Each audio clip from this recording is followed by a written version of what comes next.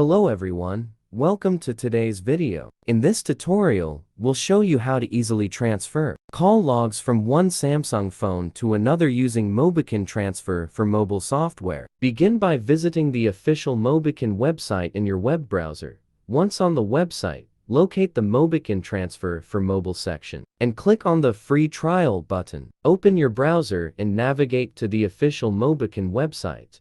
Here on the MobiKin website, you'll find detailed information about MobiKin Transfer for mobile software. To download it, simply click on the free trial button.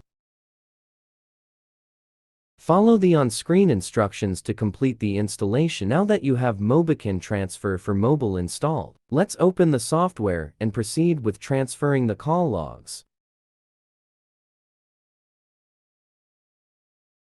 Next, connect both of your Samsung phones to the computer using USB cables. Once the phones are connected, MobiKin Transfer for mobile will detect them automatically.